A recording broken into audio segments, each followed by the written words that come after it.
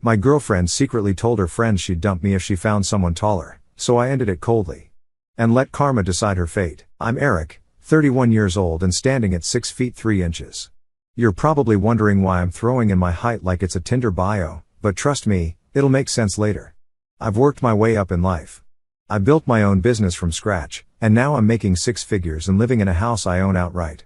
I'm proud of what I've accomplished because it wasn't handed to me. For the past 2 years, I've been in a relationship with Bella, who's 26 and 5 feet 2 inches. Again, weird detail, but hang tight. Bella moved in with me about 6 months into dating. She wasn't in a great financial situation at the time. She worked part-time as a social media manager and barely made enough to cover her own bills. She'd been living with her sister, but their relationship was rocky, and she said she needed a fresh start. I thought, why not? I had the space and the money, so I invited her to move in. Looking back, I probably should have thought that decision through more. At first, it felt good to help her out. I wanted to be the kind of guy who supports his partner when they're struggling, so I took on all the financial responsibility, rent, utilities, groceries, and anything else that came up. She'd occasionally throw in a few bucks here and there, but it was never enough to matter. I justified it to myself by thinking we were building something together. I believed that as she got more stable, she'd start contributing more to the relationship, not just financially, but emotionally too. But as time went on, it started to feel like I was the only one doing the heavy lifting. One thing about Bella, she loved showing off the lifestyle I gave her. She was all over Instagram, posting pictures of fancy dinners I paid for, trips I planned, and even gifts I bought her. But there was one thing missing in all those posts: me. She'd share photos of the food, the scenery, or the designer bag I surprised her with, but it was like I didn't exist. At first, I thought maybe she was just a private person, but over time, it started to feel like she was intentionally hiding the fact that she was in a relationship. She wasn't shy about mentioning her exes every now and then. She'd casually drop a comment about how one of her exes was so tall or how athletic another one was. She'd frame it like it was no big deal, but I couldn't help but feel like she was subtly comparing. I brushed it off because I didn't want to seem insecure or petty, but it stuck with me. She also had this habit of joking about how our future kids might end up short because of my average genes. She'd laugh it off like it was nothing, but it always left me feeling a little weird. Like, why even say that? I didn't let it show, but those comments started to pile up. I mean, I get it, I'm not 7 feet tall, but 6 feet 3 inches isn't exactly short. It wasn't even about the height at this point, it was the lack of respect in those jokes. Despite these little red flags, I kept trying to make things work. I wanted to believe we were just going through a rough patch. I told myself she was young and needed time to mature, and I figured my patience would pay off in the long run. But it wasn't just the comparisons or the lack of financial contribution. It was her attitude toward the future. Whenever I brought up long-term plans like investing in property or saving for big goals, she'd roll her eyes or laugh it off. She'd say things like, "You're so serious all the time. Let's just live in the moment." At first, I thought she just had a different outlook on life, but over time, it started to feel like she wasn't thinking about the future at all. Still, I ignored it all.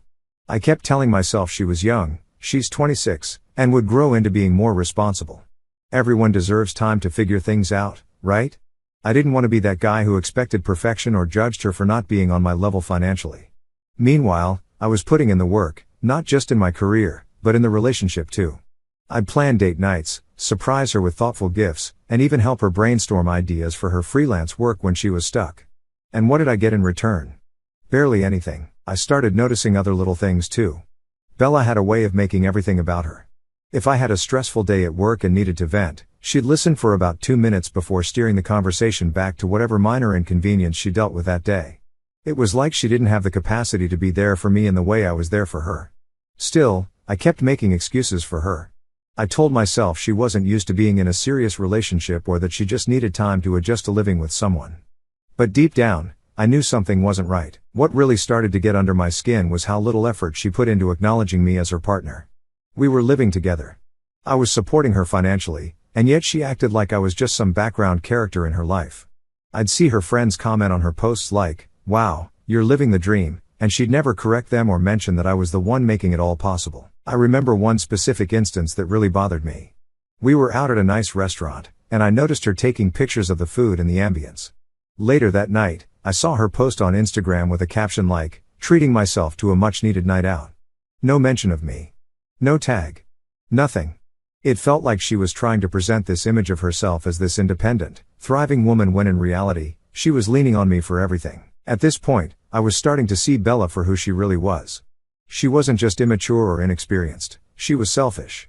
And the worst part was, I had let it go on for so long because I didn't want to admit that I'd made a mistake by letting her move in. But the final straw was just around the corner, and let me tell you, it was a wake-up call I couldn't ignore.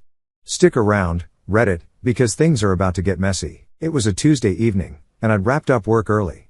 I walked into the house around 5 p.m., expecting the usual scene, Bella scrolling through her phone or half watching some reality show. She was in. Instead, I walked in on a little gathering. Bella was on the couch with her two friends, chatting away, glasses of something in hand. I gave a polite hey, grabbed a drink for myself, and headed upstairs to my office. I figured they were just catching up or gossiping, the usual stuff, but as I got halfway up the stairs, I heard my name. That stopped me in my tracks. One of her friends asked, "So, what's the deal with Eric? He's great and all, but aren't you into taller guys?" I froze. My brain immediately started processing what the hell that was supposed to mean. Bella didn't hesitate. She laughed and said, "Yeah, I mean, he's got the money, but I still wish he were taller. My ex was 6 feet 5 inches, and honestly, if I found someone like him again, I'd be gone in a heartbeat." Her friends joined in with the giggles, and one of them chimed in, "You're so bad."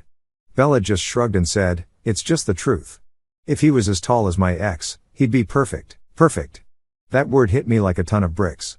All this time, I thought I was being the best partner I could be.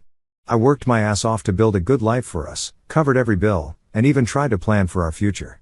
And here she was, reducing me to a number on a tape measure, laughing about it with her friends like I was some backup plan until someone better came along. I stayed rooted to the spot for a second, trying to make sense of what I just heard. Was this the same person I'd been sharing my life with for 2 years? The person I'd been bending over backward to support? I quietly headed upstairs, not wanting to make a scene right then and there. It was like the last 2 years of effort, love, and sacrifice didn't mean anything. She'd gladly throw it all away for something as shallow as height. I'm not saying physical preferences are wrong, but to prioritize something so trivial over everything else, it was a slap in the face. I thought about confronting her right then and there, but I knew it wouldn't go well. Bella was the kind of person who always had a way of turning things around. If I called her out in front of her friends, she'd probably laugh it off or play the victim, and I wasn't about to give her that satisfaction. So instead, I stayed upstairs and let them finish their little hangout. When her friends finally left, I stayed upstairs a little longer, pretending to be busy. Bella came up about an hour later and casually said, "Hey, how was your day?" Like nothing had happened. I gave her a vague "it was fine" and didn't let on that I'd heard everything. I needed time to process what I was going to do next. That night, as I lay in bed next to her, I kept looking over at her, wondering how I'd been so blind to who she really was. It wasn't just the comment about my height, it was everything. The constant comparisons to her exes, the way she never acknowledged me on social media, the lack of effort she put into our relationship. It all painted a pretty clear picture. Bella wasn't with me because she loved me, she was with me because it was convenient. Part of me honestly wanted to give her the benefit of the doubt, to believe that maybe she didn't mean what she said. But deep down, I knew better. This wasn't just a careless comment, it was a glimpse into how she really saw me. And once you see someone's true colors, you can't unsee them. The moment of truth was coming, and this time, I wasn't going to hold back. The morning after I overheard Bella trashing me to her friends, I woke up feeling clearer than I had in a long time. There was no more overthinking or trying to justify her behavior. It was time to take action. For too long, I had let her disrespect slide, convincing myself it wasn't a big deal or that I was overreacting. But this was the last straw. I went downstairs and started making coffee, taking my time. Bella eventually wandered in, acting like it was just another day. She smiled and said, "Morning." I decided not to waste time beating around the bush. Once we both had our coffee, I sat down at the table and said, "Bella, we need to talk." She looked confused at first but sat down across from me. "I've been thinking," I said, keeping my tone calm but firm, "and I feel like we need to reevaluate this relationship." Her confusion turned into full-on concern. "What do you mean?" I didn't sugarcoat it. "I overheard you talking to your friends yesterday. I heard what you said about me." The color drained from her face. "Eric, wait, I didn't mean." I held up a hand. "Let me finish. You said you'd leave me for someone taller. You laughed about it like it was nothing. You've been living in my house, spending my money, and you think it's okay to make comments like that? It's disrespectful, Bella. It's beyond disrespectful." She started panicking, scrambling for excuses. "Eric, No, you've got it all wrong. It was just girl talk. You know how we are. It doesn't mean anything. It was a stupid joke. I wasn't buying it. Jokes? That's your defense? You joked about leaving me for someone else. How is that funny? It doesn't sound like a joke to me. It sounds like entitlement. At this point, Bella started crying, like full-on tears, wiping her face with her sleeve the whole time. I'm sorry, okay? I didn't mean it. I was just being dumb. Please don't take it so seriously. I love you, Eric. Her words didn't carry any weight for me now that her mask had slipped. There was no going back. I'm done, Bella, I said, keeping my tone steady. You've shown me who you really are, and there's no coming back from it. You've got 3 days to pack your things and leave. Her crying intensified. Eric, no, please. We can work this out. I'll make it up to you. I'll do better. I shook my head. It's too late for that. And by the way, you're cut off financially starting now. No more money, no more handouts. If you want to stay somewhere else or figure out your next steps, that's on you. I've done enough. She just sat there sobbing, trying to plead with me, but I'd already made up my mind. It wasn't even about the money or the logistics at this point, it was about respecting myself enough to walk away. After I left the table, she followed me around the house, still begging me to reconsider. I had to repeat myself multiple times, this is done. I'm serious. Eventually, I told her she could stay in the guest room while she packed her stuff. The next 3 days were awkward, to say the least. Bella tried everything. She apologized 100 different ways, tried to cook dinner for me, which she'd never done before, and even offered to start paying for her share of the bills. But it all felt too little, too late. She wasn't sorry for what she said, she was sorry she got caught. What really sealed the deal for me was her reaction when she realized I wasn't going to change my mind. By the second day, the tears turned into anger. She accused me of overreacting, said I was throwing away everything we built over one little comment. It was almost funny hearing her say everything we built when I'd been the one doing all the building. The morning she left, I was polite but distant. I helped her carry her bags to the car and said goodbye. She cried a little more, but by then, I was completely checked out.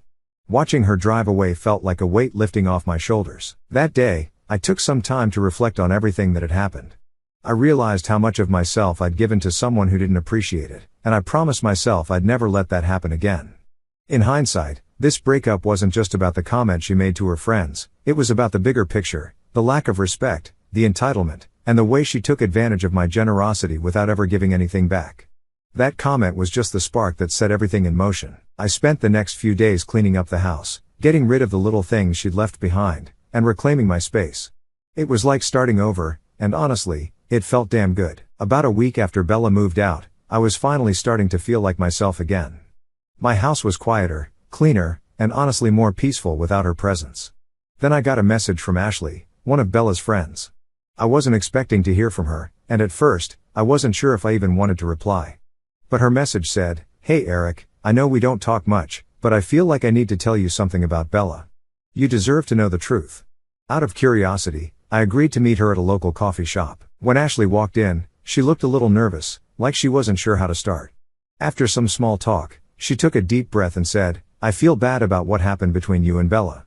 I wasn't planning on saying anything, but I think you should know the full story."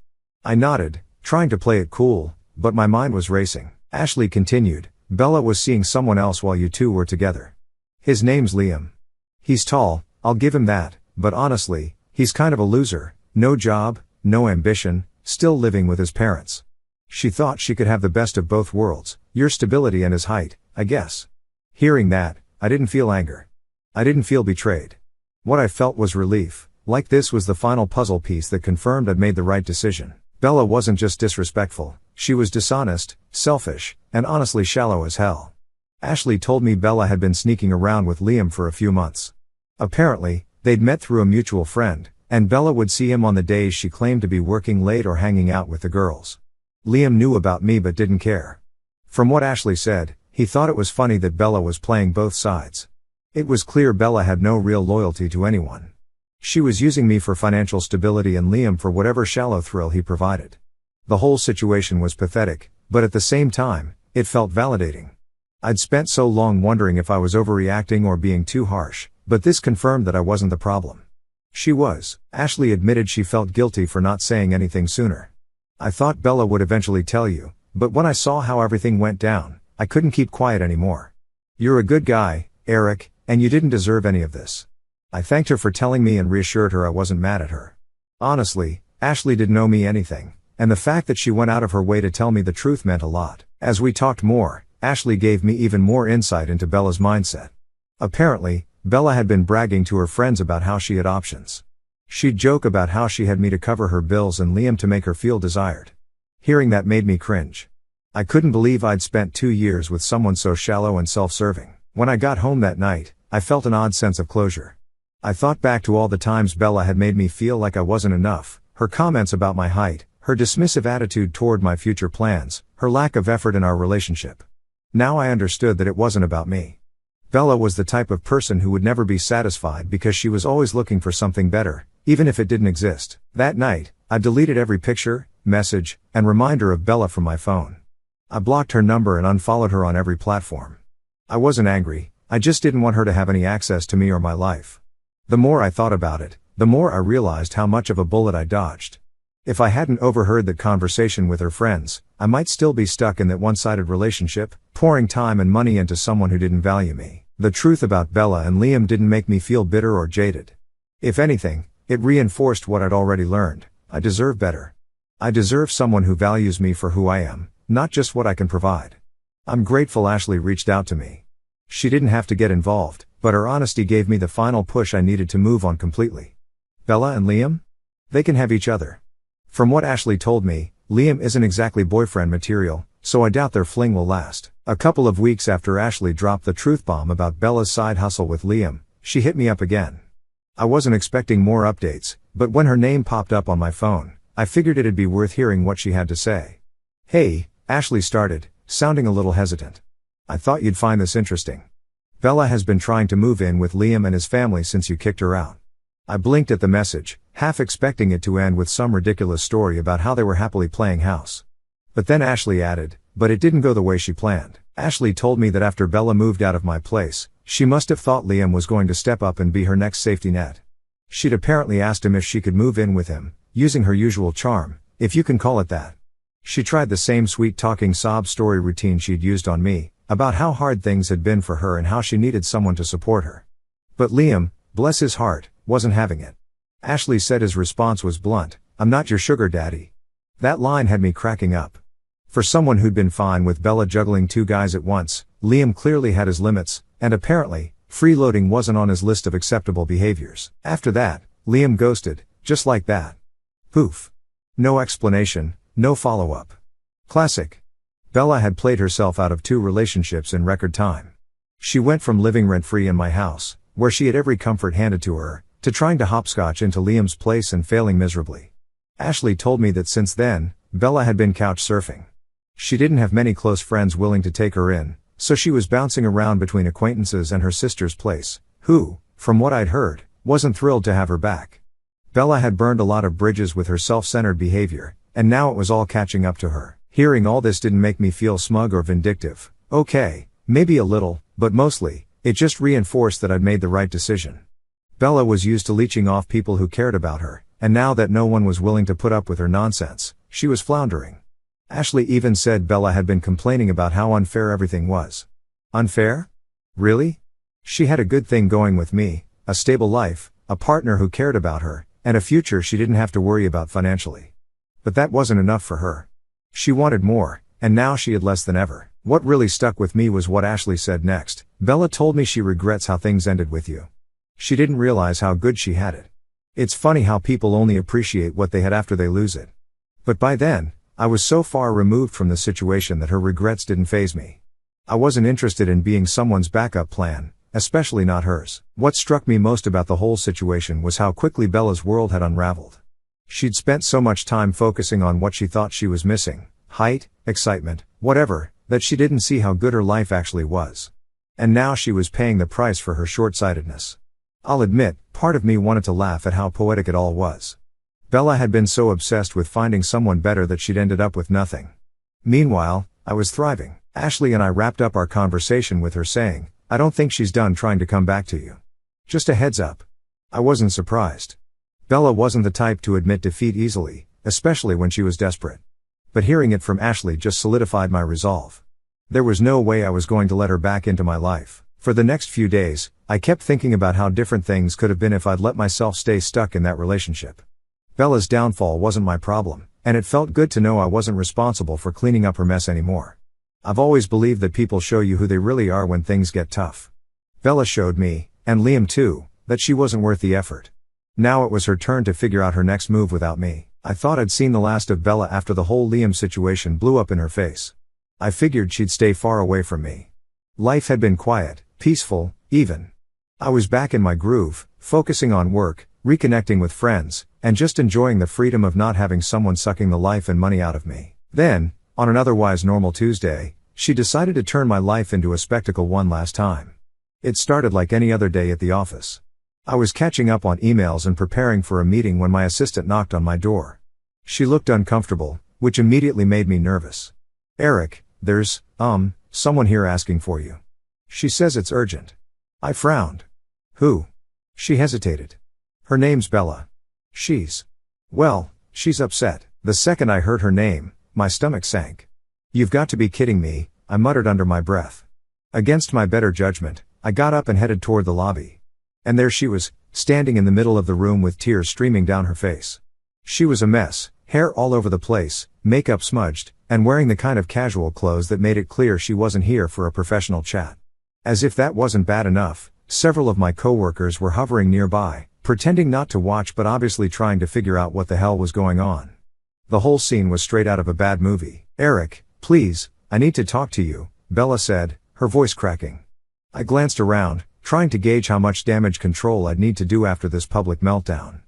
"Bella, this isn't the time or place," I said, keeping my voice low and controlled. But she wasn't backing down. "I've been trying to reach you, and you're ignoring me. Just hear me out, please." I sighed and motioned for her to follow me into a private conference room. I wasn't about to have this conversation in the middle of my workplace. Once we were inside, I shut the door and leaned against the table, crossing my arms. "What do you want, Bella?" She took a shaky breath. "Eric, I messed up. I know I did, okay? I've been thinking about everything, and I realize now how much I took you for granted. You were so good to me, and I held up a hand to stop her. "Bella, just get to the point. Why are you here?" Her tears started flowing again, and she wiped them away with her sleeve. "I need your help.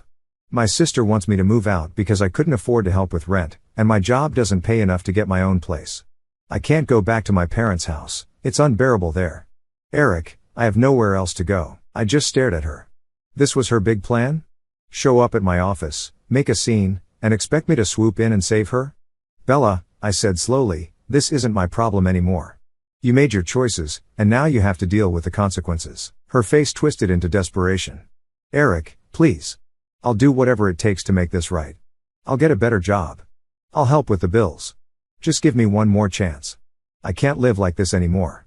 I shook my head. "Bella, it's too late. I've moved on. You need to figure out your own life." Her demeanor shifted. The tears dried up, and anger took their place. "You're really just going to leave me like this? After everything we've been through?" I almost laughed at the absurdity of it. "After everything we've been through? Bella, I gave you 2 years of my life. I supported you financially, emotionally, and in every way possible. And what did you do? You disrespected me, cheated on me, and used me. So yeah, I'm done." She didn't say anything for a moment, just stood there staring at me like she couldn't believe I wasn't caving. Then, without another word, she turned and stormed out of the room. When I went back to my desk, a couple of coworkers gave me awkward looks but didn't say anything. I appreciated their restraint, but I knew I'd have to address the situation at some point. For now, I just focused on getting through the rest of the day. Later, I heard through Ashley that Bella had officially hit rock bottom. Her part-time job wasn't cutting it, and her sister was done with her freeloading. Bella had been forced to move back in with her parents, who lived in a conservative small-town neighborhood she always hated. From what Ashley told me, Bella was miserable. Her parents were strict and didn't approve of her lifestyle, and she felt trapped and judged all the time.